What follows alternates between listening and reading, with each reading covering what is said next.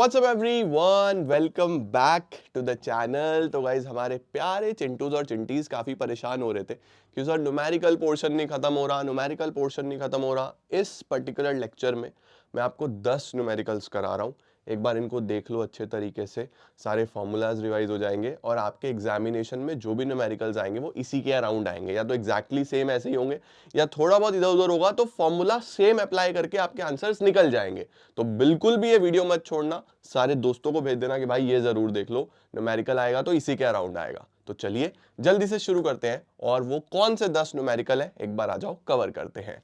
Let's begin.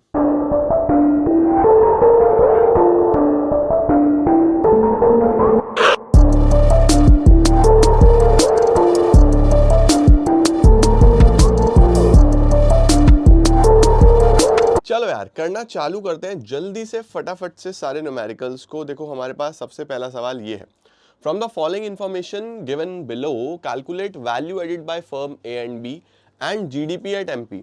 तो देखो बच्चों, इस तरीके का भी क्वेश्चन एक बनता है जिसमें 2 फर्म्स 3 फर्म्स दी हुई है, सबका वैल्यू एडिशन निकालना है ना। इस तरीके के क्वेश्चंस बच्चे कम प्रैक्टिस करते हैं, but exam point of view से कई बार आ जाता है। तो मैं हर तरीके का न्यूमेरिकल कवर कर रहा हूं, तो मुझे तो कराना ही है। तो देखो बच्चों, क्या करेंगे इस केस में हम सबसे पहले वैल्यू एडेड ऐसे लिख लेंगे कि वैल्यू एडेड, ठीक है। और वैल्यू एडेड कैसे निकलेगा, value of output minus intermediate consumption. ये तो आप जानते हो, value of output minus intermediate consumption. अब यहां पे मैं क्या लिखने वाला हूं, यहां पे मैं लिखने वाला हूं फर्म ए, और यहां पे मैं लिखने वाला हूं फर्म बी, ठीक है, राइट। अब वैल्यू ऑफ आउटपुट कैसे निकलता है, sales plus change in stock, तो हम ये रखने वाले हैं, ठीक है। चलो अब एक एक करके पढ़ते हैं। बी का सेल जनरल गवर्नमेंट को 100 रुपए का, तो बी का सेल 100 रुपए का, ये तो गवर्नमेंट को हो गया। सेल्स बाय ए का टोटल सेल, ए का टोटल सेल बच्चों 500, ए का टोटल सेल बेटा 500 आ गया, ठीक है। अब बी का था ये गवर्नमेंट को, बी का सेल हाउस होल्ड को कितना, 350। ये बी का सेल हाउस होल्ड को 350, ठीक है। उसके बाद ए का चेंज इन स्टॉक 20, ए का change in stock 20। Closing stock और ओपनिंग स्टॉक दिया हुआ है। अब देखो यहां से चेंज इन स्टॉक बी का निकलेगा, कैसे निकलेगा, closing stock minus opening stock, 40 minus 30, 10 ही आ जाएगा, 10 ही आ जाएगा, डन है। परचेज बाय ए 320 का ए का परचेज है, ए का परचेज 320 का बेटा, तो वो इंटरमीडिएट कंजम्पशन हो गया। इनडायरेक्ट टैक्सेस का काम अभी कोई नहीं है, डेप का काम अभी कोई नहीं है। Sale by A to B, sale by A to B का मतलब बेटा ए की सेल है तो बी की परचेज है, बी की परचेज है तो यहां पे आ जाएगा। तो सर ये ए की सेल में भी तो ऐड होना चाहिए बेटा, ए की ना टोटल सेल दी हुई थी, देखो बी की सेल कैसे दी थी, ये गवर्नमेंट को, ये हाउस होल्ड को, तो हमें अलग अलग जोड़ना पड़ा। लेकिन जो ए की सेल थी वो टोटल दी हुई थी, तो फिर हमें अलग से ये ऐड करने की जरूरत नहीं है, ठीक है। तो हमारे पास यहां पे क्या आंसर बनता है, 520 माइनस 320, तो 200 करोड़ का तो फर्म ए का वैल्यू एडेड आ गया, ठीक है।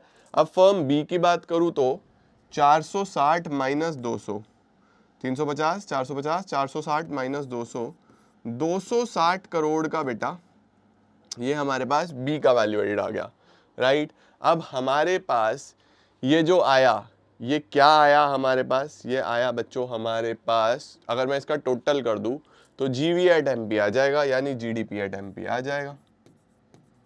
जीडीपी एट एमपी अगर मैं कर दूं तो 260 और 200, 460 करोड़ हमारे पास यहाँ पे फाइनल आंसर बन जाता है। हमें वैल्यू एडेड ए और बी का निकालना था और जीडीपी एट एमपी भी निकालना था, तो जीडीपी एमपी टोटल कर दो, ए और बी का आ जाएगा। डन है जी, परफेक्ट। अब आगे चलते हैं भाई, पहला समझ में आ गया। दूसरा देखो, calculate national income by income method. बच्चों नेशनल इनकम निकालना है इनकम मेथड से, तो इनकम मेथड से नेशनल इनकम जब निकालना होता है तो पहले हमारे पास क्या आता है, पहले हमारे पास डोमेस्टिक इनकम आता है। डोमेस्टिक इनकम क्या है, NDP at FC. NDP at FC में profit, rent and royalty, interest, mixed income, COE, ये है हमारे पास PRIME। आओ जरा ढूंढो फटाफट से, प्रॉफिट है क्या सर, प्रॉफिट है क्या, प्रॉफिट है क्या, प्रॉफिट है क्या। बिल्कुल शुरू से चालू करते हैं। ये रहा इंटरेस्ट एंड प्रॉफिट, 20,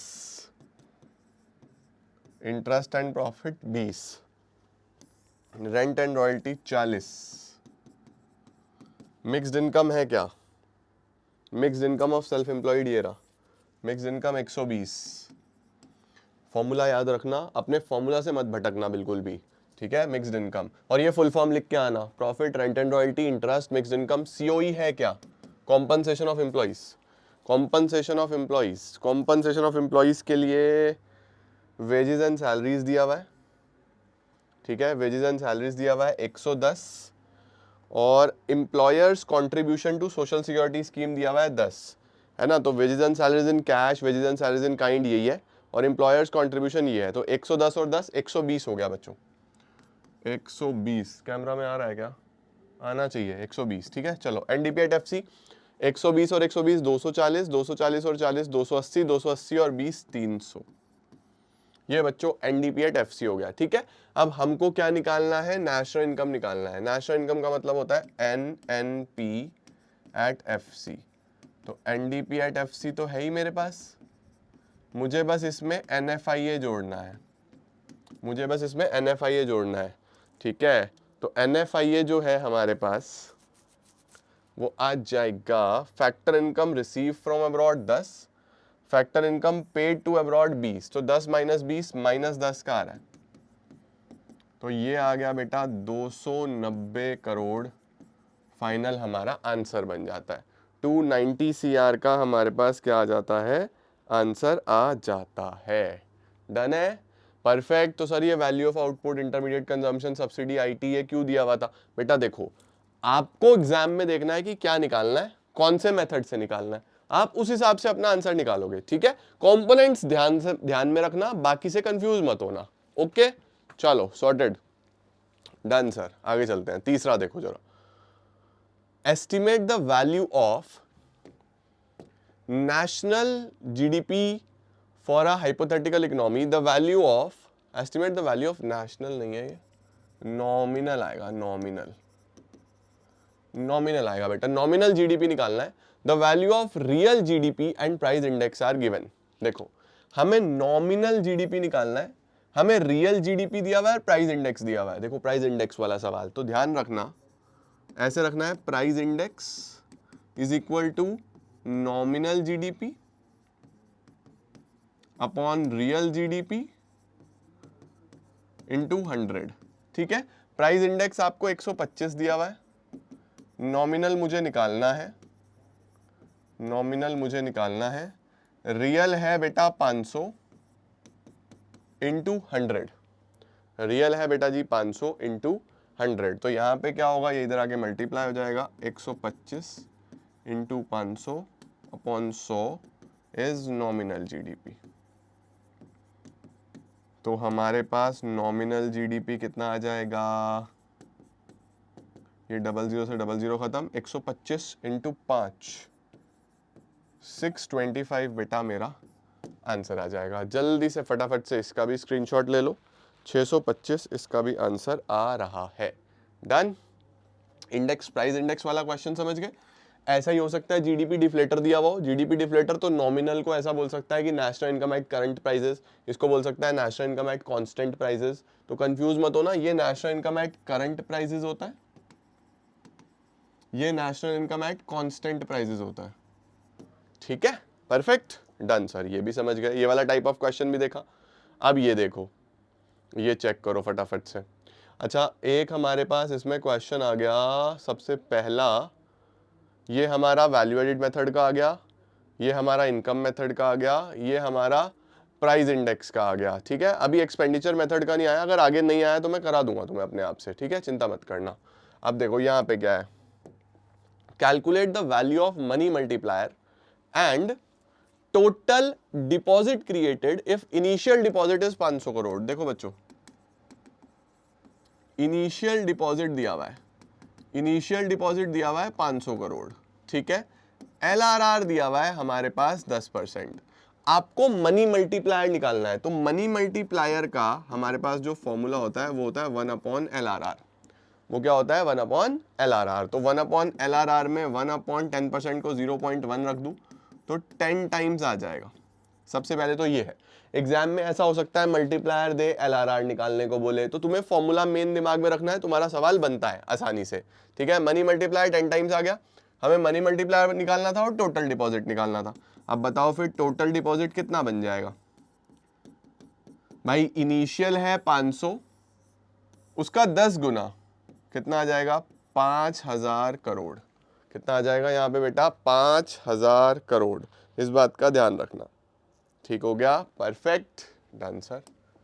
मल्टीप्लायर का क्वेश्चन भी समझ गए। अब अगला चेक करो जरा, देखो क्या क्या दिया हुआ है और क्या कैलकुलेट करना है।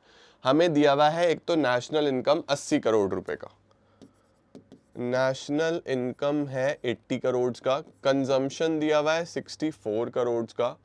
आपको सबसे पहले एपीएस निकालना है। अच्छा जी ठीक है, अब देखो इनकम मेरी 80 की है, 80 में से मैं 64 खर्च करता हूं तो सेव कितना करता हूं? क्या सेविंग 16 का आ जाएगा, है ना? तो एपीएस कैसे निकलेगा? एस अपॉन वाई, यानी 16/80। आओ पहले तो यही चेक कर लेते हैं। 16/80 कितना बन जाता है? 16/80 0.2, 0.20। एक तो हमारा एपीएस आ गया, ठीक है, क्योंकि इनकम दिया हुआ था, इनकम में से कंजम्पशन हटाया तो सेविंग निकल गया। ठीक है, saving is equal to income minus consumption. और क्या दिया हुआ है? बोल रहा है अगर इनकम बढ़ के 100 हो जाता है, यानी कि अगर y 80 है और y 100 हो गया, इनकम बढ़ के 100 हो गया, कंजम्पशन एक्सपेंडिचर 78 है, कंजम्पशन एक्सपेंडिचर जो है C 64 था, अभी C1 हो गया 78, बढ़ के ये भी 78 हो गया। What will be the APC? पहले तो APC बताओ कि APC कितना होगा। तो APC कैसे निकलेगा? C upon Y. वाई कितना है हमारे पास? इनकम हमारा बढ़ के 100 हुआ है, कंजम्पशन हमारा 78 है, तो ये 0.78 तो ये आ जाएगा बेटा, 0.78 तो ये आ जाएगा। उसके बाद इसने पूछा कि एमपीसी भी बताओ, मार्जिनल प्रोपेंसिटी टू कंज्यूम भी बताओ।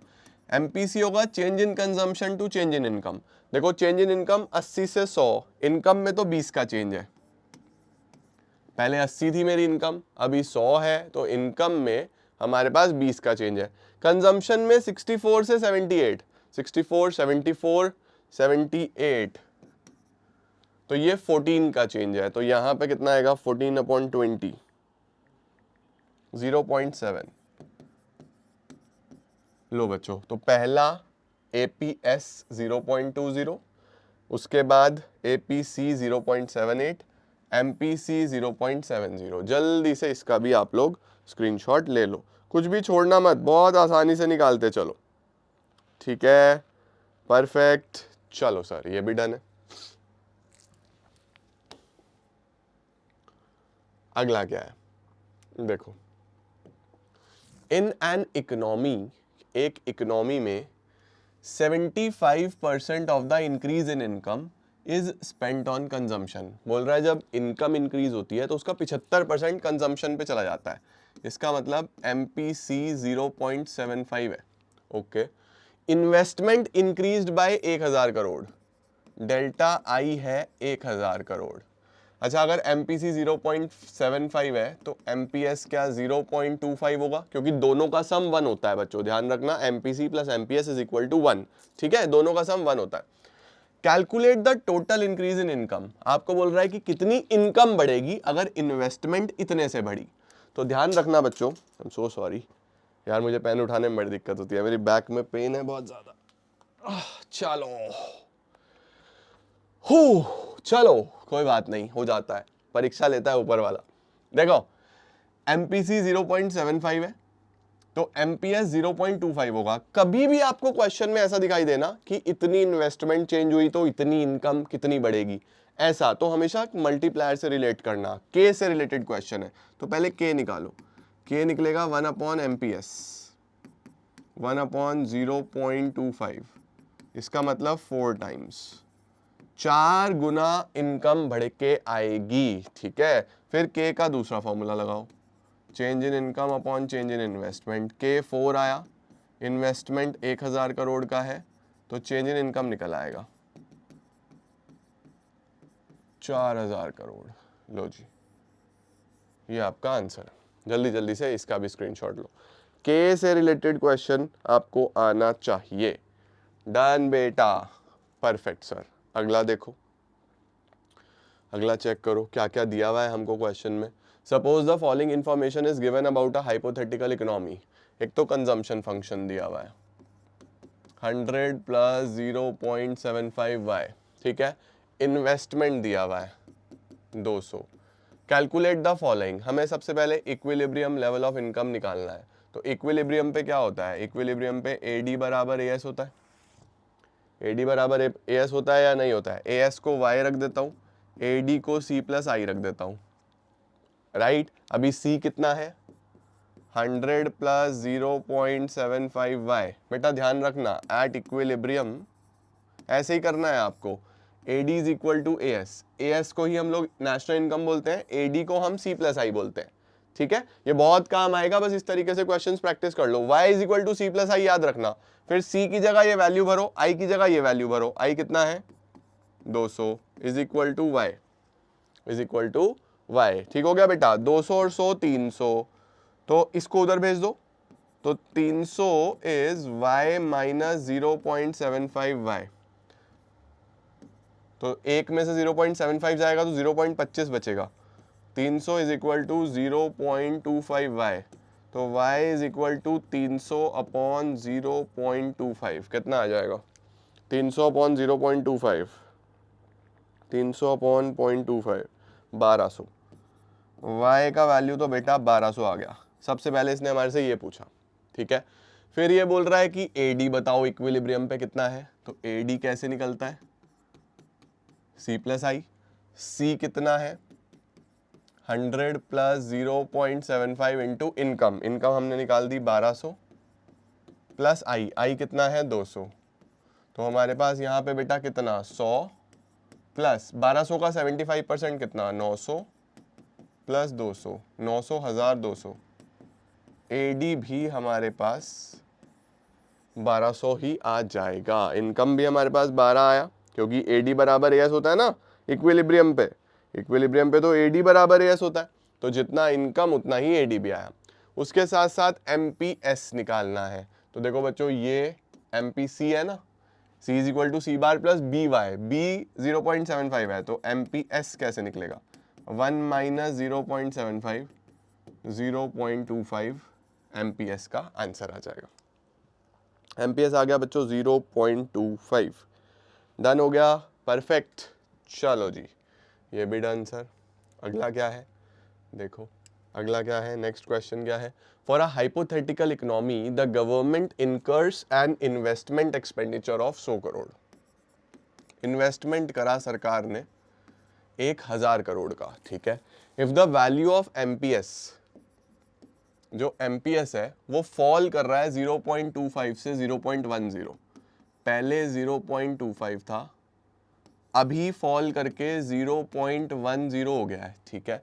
Calculate the value of increase in income due to change in the value of MPS। बोल रहा है अगर MPS में चेंज हुआ है तो इनकम में कितना चेंज हुआ होगा। देखो बच्चों, आपको सिंपली क्या करना है, आपको K का वैल्यू निकालना है, पहले इसको MPS मानते हुए, ठीक है। K का वैल्यू कैसे निकलता है 1 अपॉन MPS, यानी 1 अपॉन 0.25, यानी 4 टाइम्स। ये 4 टाइम्स आया, तो इससे कितना चेंज इन इनकम आएगा भाई 1000 का 4 गुना, 4000 होगा पहले तो ये तो आएगा 4000, ठीक है। अब ये तो बना केस नंबर 1, जब मैंने MPS 0.25 माना हुआ था। अब मैं बनाऊंगा केस नंबर 2, जब मैं MPS को क्या मानूंगा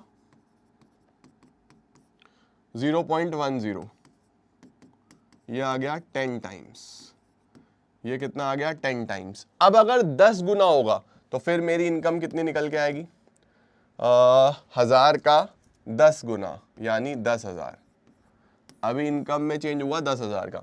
तो बताओ, जब MPS 0.25 था तो 4000 करोड़ की इनकम बन रही थी, जब MPS 0.10 हुआ तो फिर 10,000 करोड़ की हो गई। तो overall overall increase in income कितना आएगा, overall increase in income is equal to 6000 crore. 4,000 से 10,000 हुआ ना, तो ओवरऑल इंक्रीज इन इनकम कितना आ जाएगा? 6,000 करोड़। डन, बढ़िया सर। चलो अब इस पे चलते हैं। अगला क्या कैलकुलेट करना है? Calculate revenue deficit, calculate fiscal deficit, calculate primary deficit. ठीक है, रेवेन्यू डेफिसिट के लिए बेटा, रेवेन्यू डेफिसिट के लिए आप बोलोगे revenue expenditure minus revenue receipts. Simple, revenue expenditure ये रहा 45,000, रेवेन्यू रिसिप्ट्स ये रहा 35,000, तो 45 माइनस 35 कितना? 10,000। Revenue deficit full forms use करना बेटा। रेवेन्यू डेफिसिट आपका रुपए 10,000 करोड़ का आ गया। ठीक है, उसके बाद हमें निकालना है मेरी जान फिस्कल डेफिसिट। अब ध्यान रखना बच्चों, फिस्कल डेफिसिट का जो फॉर्मूला होता है वो होता है total expenditure minus total receipts excluding borrowings. और फिस्कल डेफिसिट का मतलब ही ये होता है कि सरकार ने सारे खर्चे ले लिए, सारी इनकम ले ली, अभी भी खर्चे ज्यादा है, तो फिर वो खर्चा पूरा कहां से करते हैं? बोरोइंग से। तो या तो ये डेटा गिवन हो, डेटा अगर गिवन नहीं है, सिर्फ बोरोइंग्स दिया हुआ है आपको कि इतना 12,000 करोड़ का बोरोइंग है, तो आप सिंपली लिख दोगे कि fiscal deficit is equal to borrowings. अगर कैलकुलेशन करने का कोई हिसाब नहीं है तो फिस्कल डेफिसिट बराबर बोरोइंग लिख देना, 12,000 करोड़ इसका आंसर आ जाएगा। ठीक हो गया बेटा। अब हमें क्या निकालना है? Primary deficit. तो प्राइमरी डेफिसिट कैसे निकलता है? Primary deficit is fiscal deficit minus interest. Fiscal deficit तो 12,000 का है, इंटरेस्ट रेवेन्यू डेफिसिट का 30% है, 10,000 का 30% 3,000, यानी कि 9,000 करोड़ ये भी आ जाएगा, रुपए 9,000 करोड़। लो बेटा जल्दी से इसका भी स्क्रीनशॉट लो। 10,000, 12,000, 9,000। परफेक्ट, सॉर्टेड, बढ़िया सर। इसके बाद क्या है? लो जी, ये आ गया हमारे पास एक्सपेंडिचर मेथड का numerical. Calculate GDP MP and NNP FC. ठीक है, आओ जरा। सबसे पहले जीडीपी एट एमपी कैसे निकलेगा? जीडीपी एट एमपी निकलता है बेटा GGNP। 4 कंपोनेंट्स हैं, चारों याद करके जाना, मैंने बहुत अच्छे से पढ़ाए हैं, चारों पढ़ के जाना। सबसे पहले गवर्नमेंट फाइनल कंजम्पशन एक्सपेंडिचर, ये रहा 500, गवर्नमेंट फाइनल कंजम्पशन एक्सपेंडिचर 500। फिर ये सबसे इंपॉर्टेंट होता है, देखो, gross domestic capital formation, gross domestic capital formation. बेटा ये या तो एक्सपेंडिचर मेथड में ना अगर तुम्हें कहीं घुमाएगा तो इसी पे घुमाएगा, ये या तो डायरेक्टली होना चाहिए given. Gross domestic capital formation क्या डायरेक्टली है क्या? देखो डायरेक्टली मुझे नहीं दिख रहा, तो फिर अगर डायरेक्टली नहीं है तो ये ऐसा दिया होगा आपको, gross domestic fixed capital formation. Fixed capital formation, बेटा ध्यान रखना, अगर कभी भी फिक्स्ड कैपिटल फॉर्मेशन दिया हो ना तो चेंज इन स्टॉक इसमें जुड़ेगा ही जुड़ेगा, चेंज इन स्टॉक इसमें ऐड होगा ही होगा अगर कभी भी फिक्स्ड कैपिटल फॉर्मेशन दिया हुआ। और ध्यान रखना, कई बार कंफ्यूज करने के लिए कल भी ऐसा हो सकता है कि ग्रॉस की जगह तुम्हें नेट डोमेस्टिक दे दे, ग्रॉस की जगह नेट डोमेस्टिक दे दे, तो नेट से पहले ग्रॉस पे जाना। कैसे जाओगे नेट से ग्रॉस पे? जल्दी जल्दी से सोचो, डेप्रिसिएशन को ऐड करके। तो अगर नेट डोमेस्टिक दिया, पहले डेप ऐड करना, तब आप ग्रॉस डोमेस्टिक फिक्स पे आओगे, फिर उसमें चेंज इन स्टॉक जोड़ना। ठीक है, अब इस क्वेश्चन में क्या खास बात है? इसमें खास ये है कि फिक्स्ड भी डायरेक्ट नहीं दिया हुआ, फिक्स्ड के कंपोनेंट्स दिए हुए हैं, जैसे कि बिजनेस में फिक्स्ड इन्वेस्टमेंट, ठीक है, उसके साथ साथ पब्लिक की फिक्स्ड इन्वेस्टमेंट, ये दिया हुआ है। देखो हमारे पास बिजनेस फिक्स्ड इन्वेस्टमेंट दी हुई है और पब्लिक फिक्स्ड इन्वेस्टमेंट दी हुई है।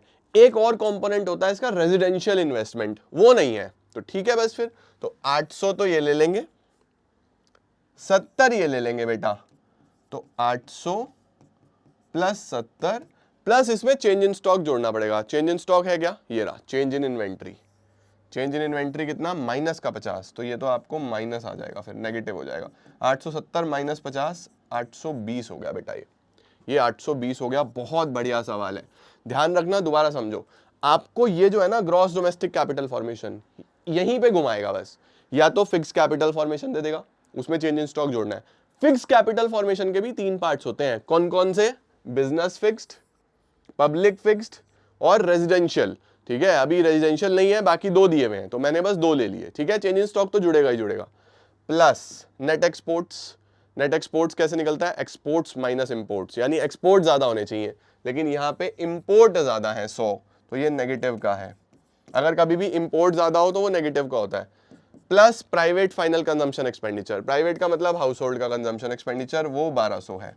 तो जल्दी से चेक करते हैं जीडीपी एट एमपी कितना आ रहा है,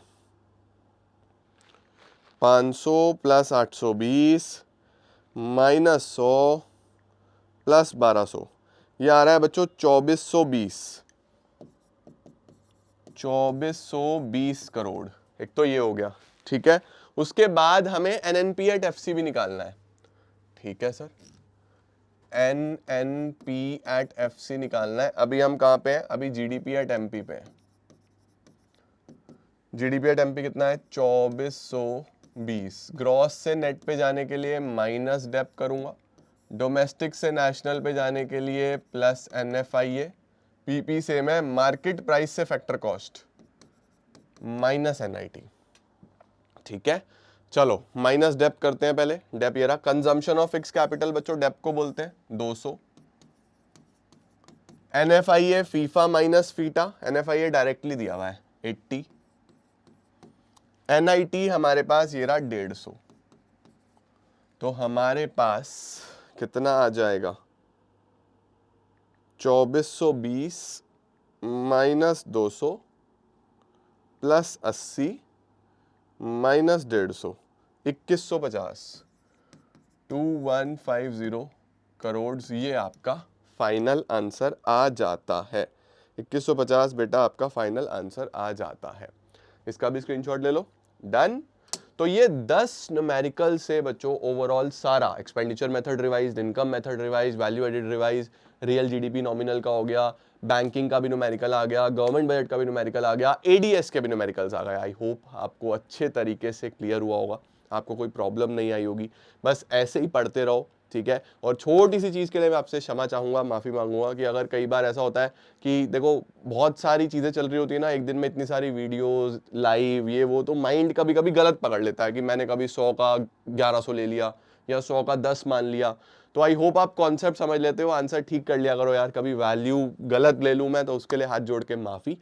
बट हाँ, मेरा प्रयास यही रहता है कि मैं सारी चीज़ें आपको कराऊं, but due to time constants और इतना सारा माइंड पे चल रहा होता है ना, तो एरर हो जाता है, तो उसके लिए माफ़ी। बट आई होप आपको समझ में आ जाता है और आप कॉन्सेप्ट पकड़ लेते हो, ठीक है। ये डन है जी। इसके बाद सारे डिफरेंसेस करते हैं और फिर लाइव करेंगे, एमसीक्यू करेंगे, प्रेजेंटेशन करेंगे, समाप्त। फिर तुम्हें बढ़िया से जाके कल फोड़ना है, ठीक है। Thank you so much, keep growing, keep glowing and keep smiling.